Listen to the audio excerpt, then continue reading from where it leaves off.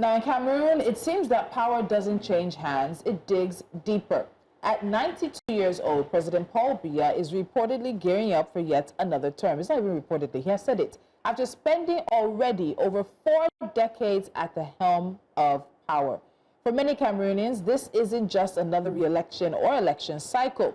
It's a symbol of political stagnation, lost futures, and a democracy in name only. And if you see those visuals, those are from decades ago. But Biya isn't alone. Across Africa, we're seeing a troubling pattern. Constitutions rewritten, term limits scrapped, and leadership that refuses to let go. So what happens when power becomes permanent? And how does a nation breathe or build when leadership becomes a lifetime appointment? Joining us is Cameroonian activist, strategist, and a fierce voice for justice, Kathleen Ndongmo, to help us unpack what Paul Biya's re-election really means for Cameroon. Let's say re-election bid, let's not make it a done deal, for democracy and also for a continent still struggling with succession.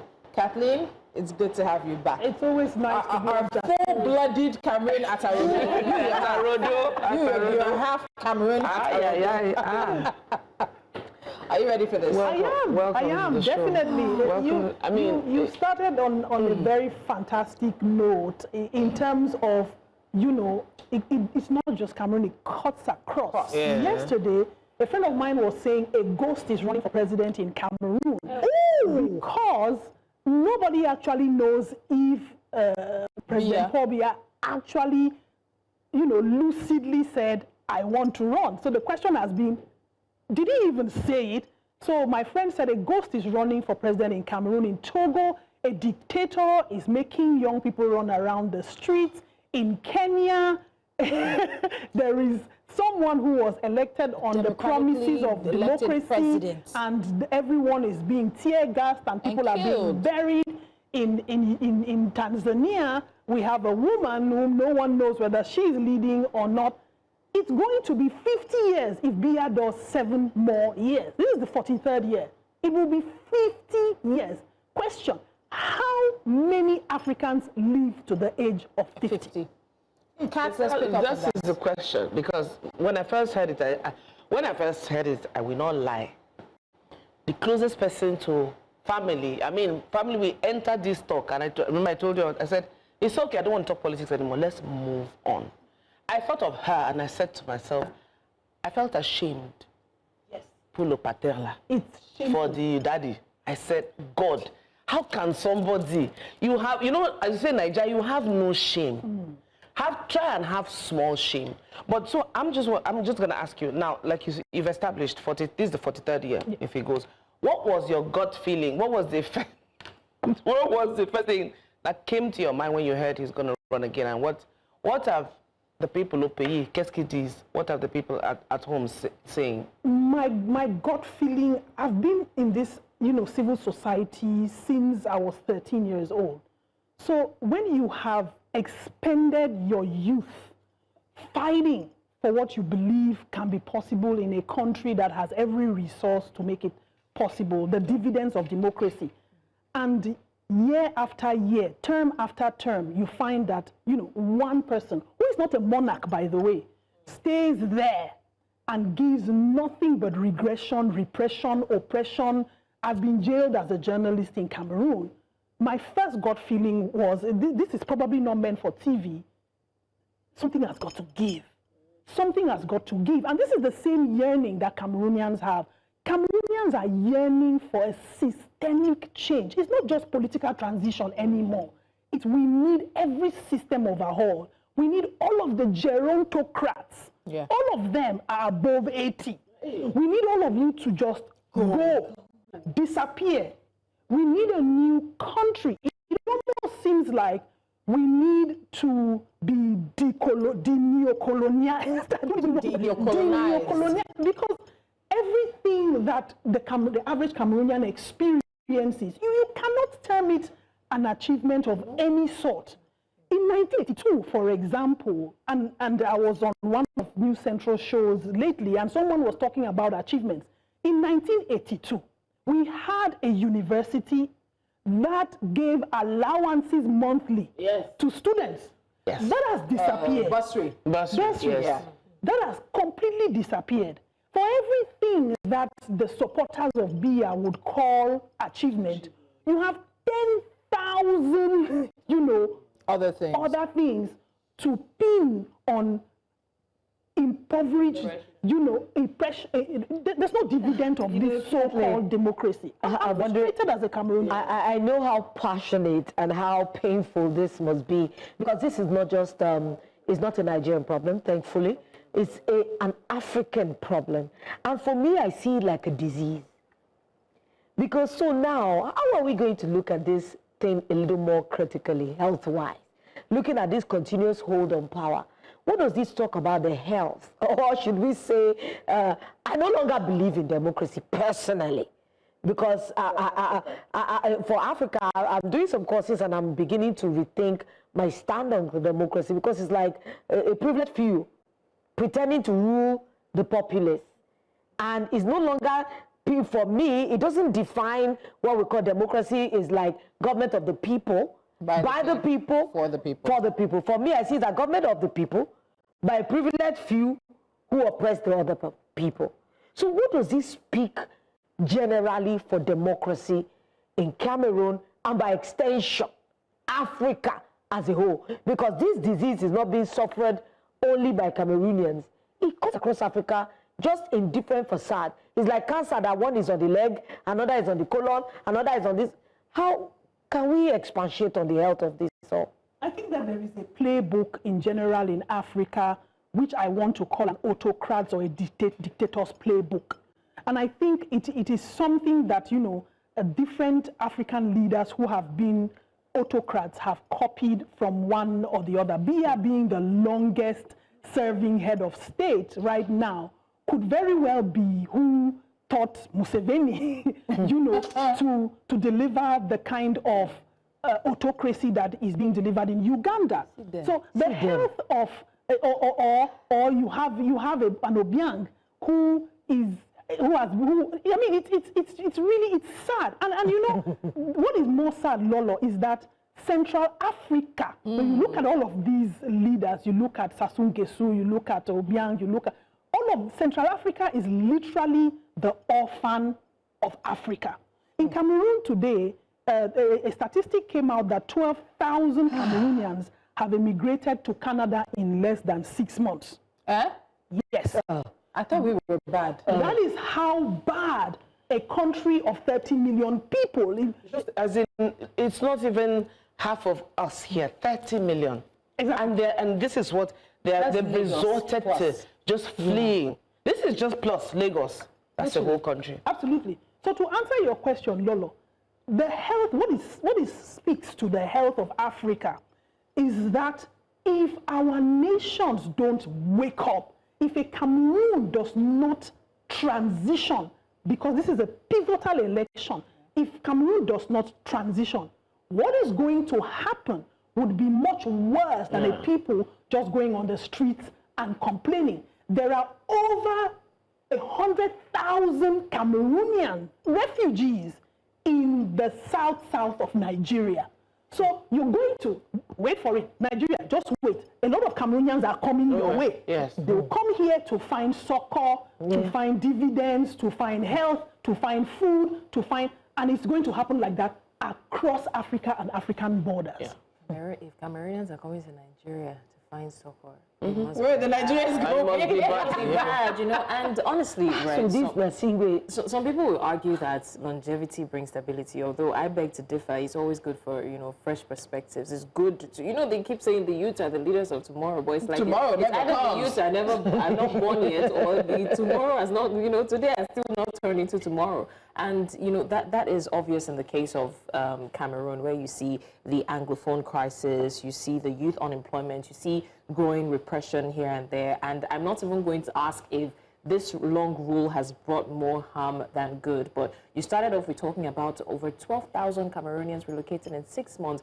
What level of harm would you say that this has done to Cameroonians? Because I know that it's not a question of whether or not it's done more harm. What level of harm do you think it has caused to Cameroonians? And what how would you say the level of hope is? You know, there's a way, they say, Yorubas, irretipe, please help me.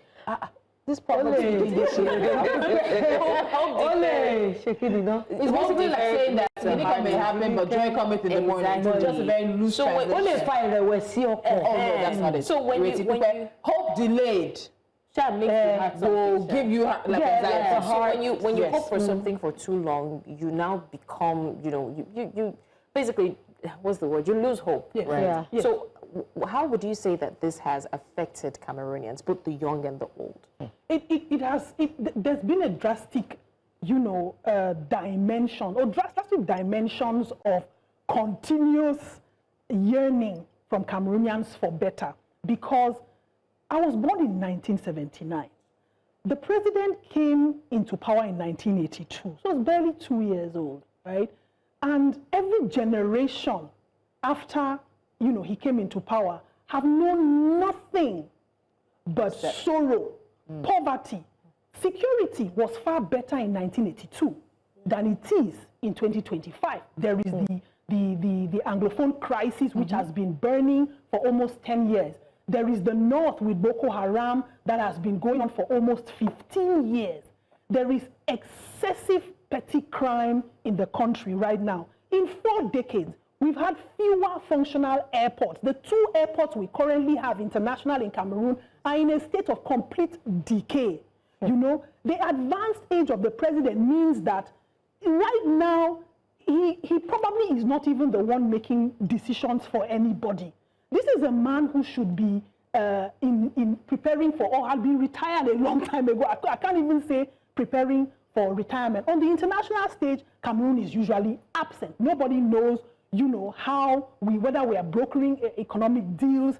It's a sad state of affairs. The roads are in complete disrepair. People are dying on the roads in quantum. So to answer your question, you cannot put, a number or an emotion on how bad it is in Cameroon right now. When people stay in power for this long in so-called democracies and have zero dividend of the same, best believe that one day they are going to pick up arms and attack their oppressors.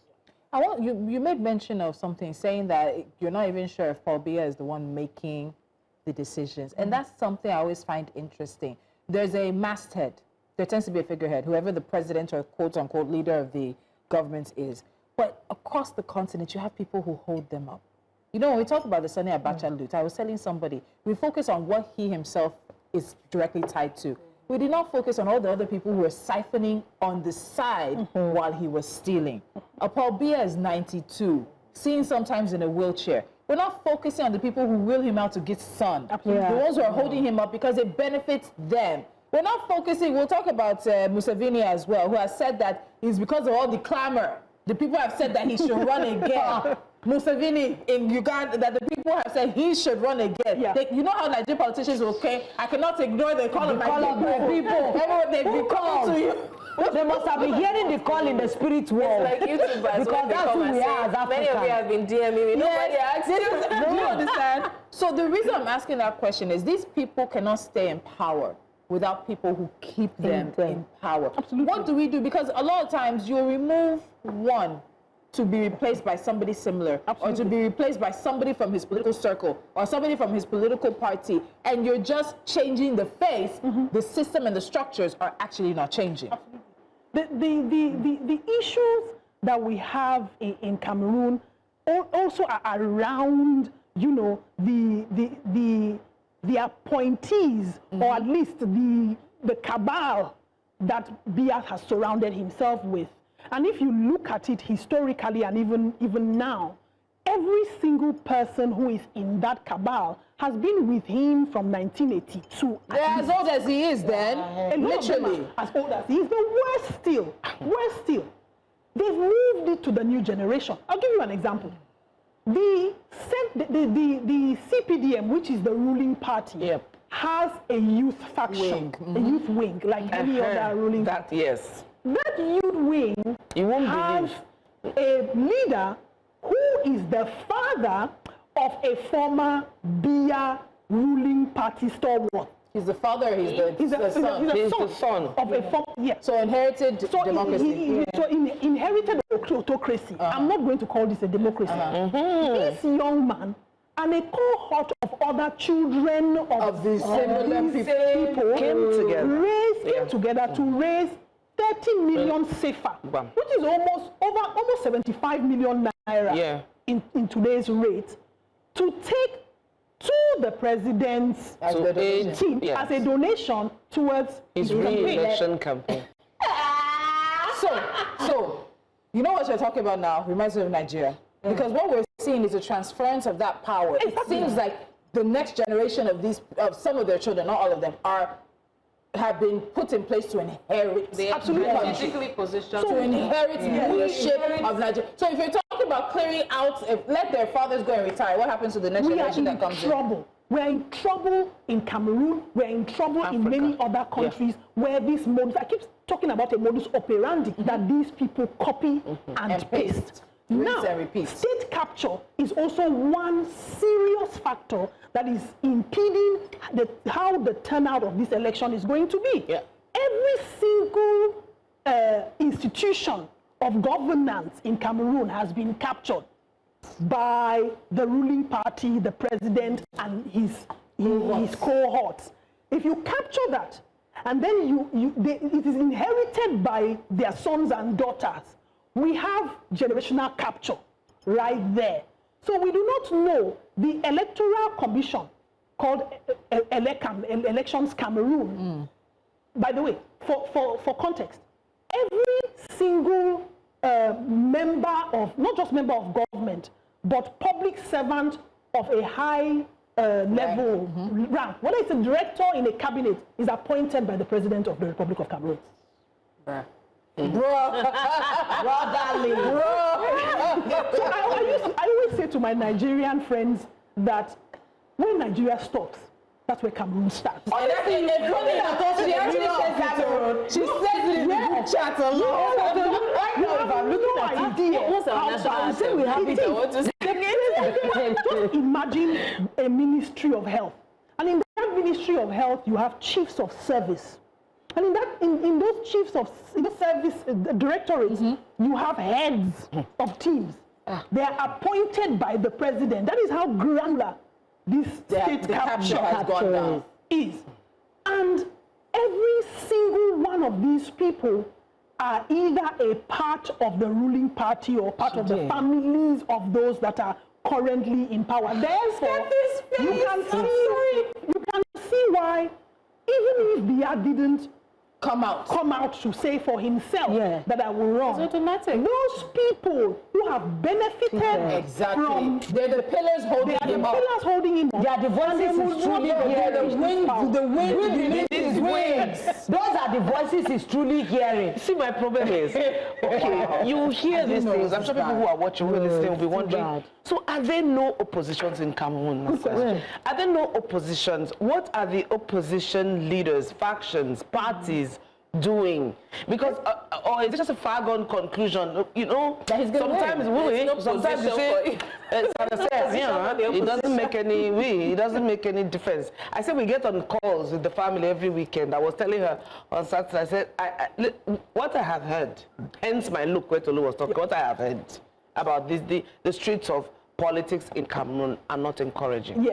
So you hear opposition.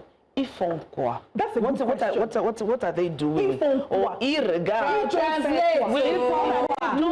are they doing? Or are you just sitting down?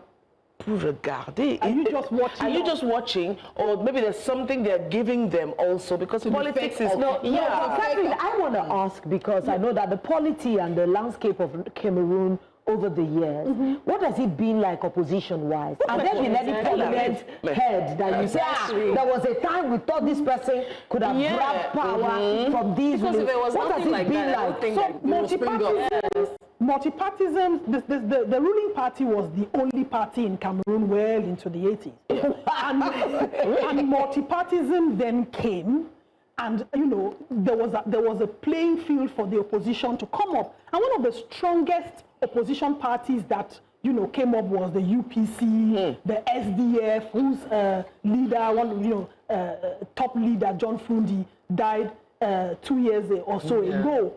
So there has been opposition parties have been there. But the more there has been an opportunity for a level playing field, the more the ruling government has found levers to stifle that playing field. For example, currently, there is one of the strongest opposition candidates is Maurice Kamto. That's what we're seeing. And he has a lot of popular, support. But the ruling party, hang on, what can we do to ensure? And I've always said as an activist that what an African dictator will not do with the barrel of a gun, he will do with the barrel of a pen. Yes. They go and they legalize oppression, repression, repressive laws. Currently, if you are an opposition party in Cameroon, without an elected official, you cannot file a presidential candidate. What does that mean, without an elected official? An elected official, let's say in the assembly. So if you don't have a member of your party, you can't fill the presidential candidate. A presidential. Let's go. They tie the noose These are the elected officials put there by the president. Yes. If you do not have an elected, and that is how automatically Maurice Kamto is out. Because his own party has no elected officials. Are there even any elected officials in any party? In any there are one or two. So what Maurice Kamto did recently, last week, was to join Manidem, which is a party that has an elected official. But is that party going to agree to make him their presidential candidate? They have. But guess what?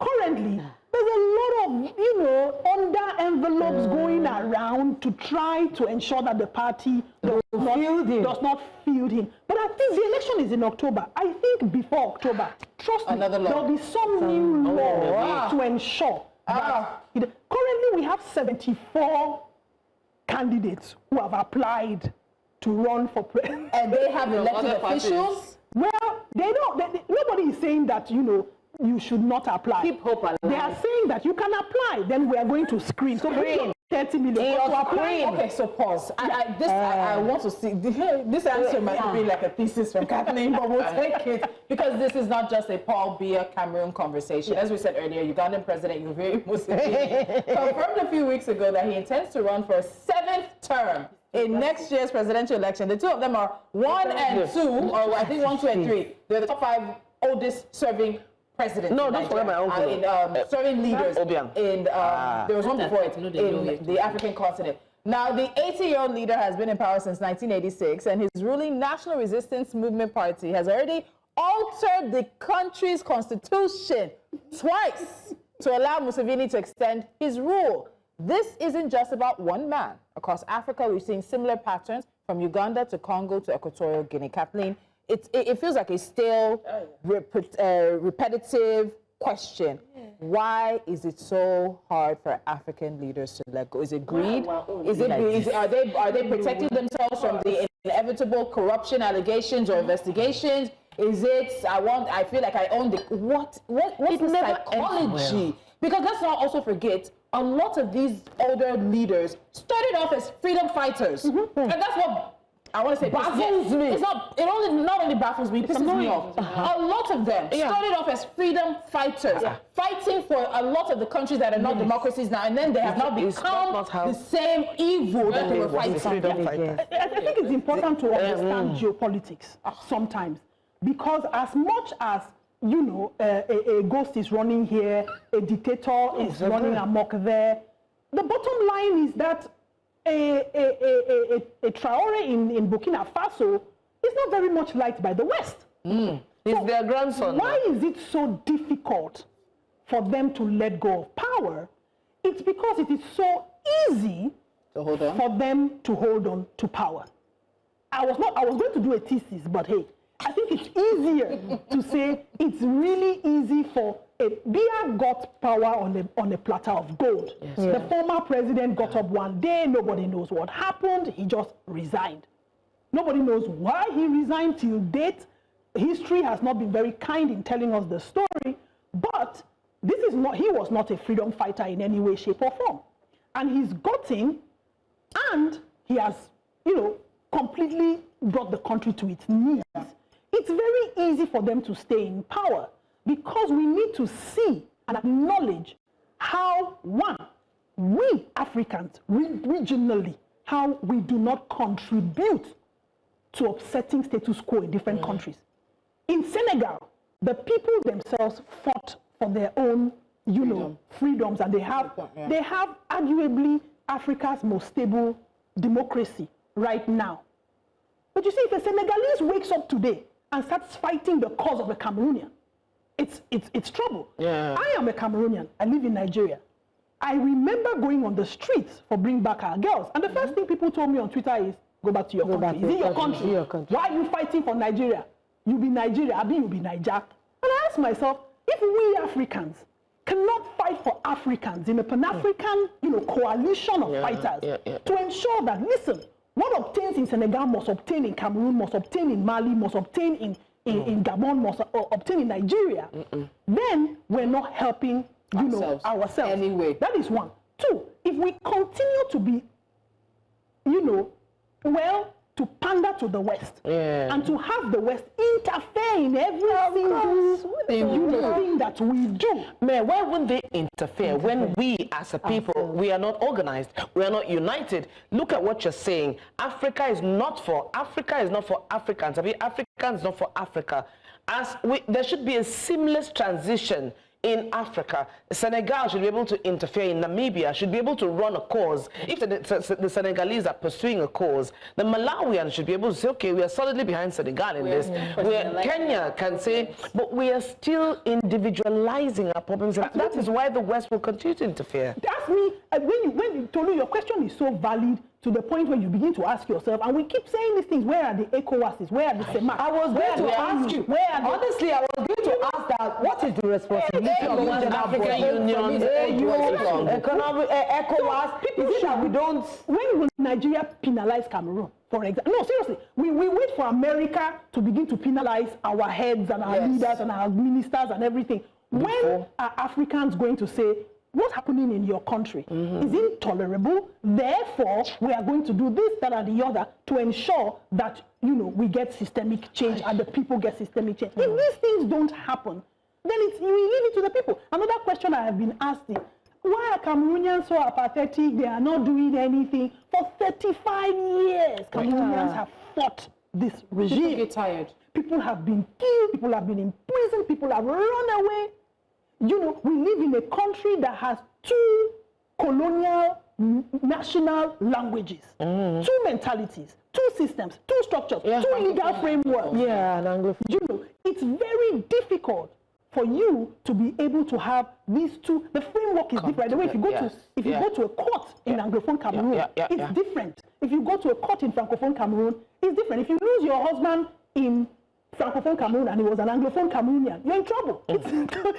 And you understand why it has been kept that way, because it's part of the system that works for them. It never works for the people. So the only way for us to have change, which is my biggest concern in this election, because it's spoiling to be another selection.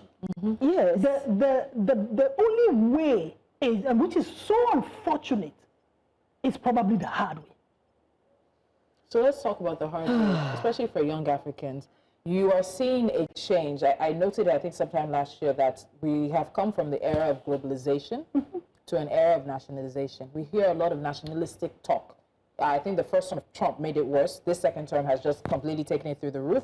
But a lot of people are not paying attention to who's being elected in Italy, who's rising up the ranks in France, who's rising up the ranks across Europe. Germany is of concern to me. Absolutely. They're sliding, they're backsliding. So you're moving back to an era of nationalization, which means countries are going to become much more anti-immigrant. Yeah. And that's actually to do with if you can afford to actually immigrate. They're making it more expensive. So even if you can afford, whether you afford or you can't, you're going to countries that no longer are as open as they used to be. Yes. So more of us are here. What happens if Cameroon... Kathleen, it's almost like we agree that he's likely going to win. what happens for all the young people, for the families that have lost people, for the young people who are looking at Africa, a Cameroon, a Togo, or wherever it is, and they don't see a future that includes them? What happens if we don't get it right? The youngest continent in the world. We want to do what is it after African Free Trade Area, Continental Free Trade Area Agreement. It's like there's nothing we get right. So what happens if Cameroon, he's re-elected, he's reselected, whatever you want to call it, and you see another, how many years is the term?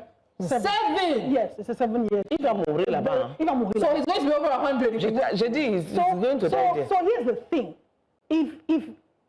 If he's selected, well, there might be, there are all sorts of thought that there might be some sort of violence. People are extremely frustrated, but then you also have an army in Cameroon that's extremely loyal and extremely well paid. Look, I always say that a Cameroonian police and a Nigerian police, they are not the Cameroonian policeman are Baba. Yes, That's intentional. Yeah, yes. intentional. So he knows how to pay the price. So he is a very quiet guy. He doesn't talk too much, but he knows how to play the game of political chess. So what is going to happen is you would have a lot of in the immediate term, you would have a lot of skirmishes which are going to be quelled by the army. But the man might not live to see the full term. He might outlive, he might not. People are just hoping that in that caucus of a cabal that he has, how might we have someone that rises? But that's hoping on something that you cannot. That is like smoke. Yes. That you can't hold. Because if we're hoping, that's true. If we're hoping that it will rise from within his cabal, then that means it's an impossible ask as far as I'm concerned. Because these are people whose the culture, they have learned it. Yeah. So it's just an extension of it. What is the likelihood that some of these African countries actually needs a takeover? Good question. The thing with a takeover, a lot of Cameroonians will tell you that they do not see a military takeover happening in Cameroon anytime soon. It has to be the people. The military has been fed to follow orders. Have been fed. There might be some surprises, who knows? But Cameroonians don't see it that way. What we see happening is exactly what happened in Kenya. in Anglophone Cameroon, where people were marginalized and pushed for 60 years, and then they said, enough. I'm not going through this wall again. I'm turning back. I'm turning back, and I'm going to get at you. We feel that certain regions are going to join that clamor. The central region, where the president is from, currently does not have as much support as he had in the 2018 election or the 2011 election. More and more people from his region, because his region is arguably the least developed, funnily enough. More and more people from his region who said, we supported you because you are our son, are now saying, enough, Chudwa party, you have to go. And we don't want you anymore. And so if we have more and more voices from these different regions who did not see the Anglophone Cameroonians problem as a governance problem, we then have the opportunity to have more and more pushback against either him or anybody within his cabal that takes over. Okay. All right, guys, thank you for being our guest today on Jasiri. It has been a full one.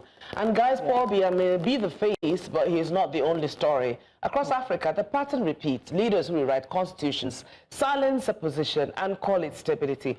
But beneath that surface, something else is stirring. Young people are watching. Civil societies are organizing. Voter apathy is giving way to quiet urgency. And even in places where power feels permanent, history reminds us nothing lasts forever. So the question isn't just how long a man can rule, it's how long a people can be silenced before they decide enough is enough. We'll see you tomorrow. Wow.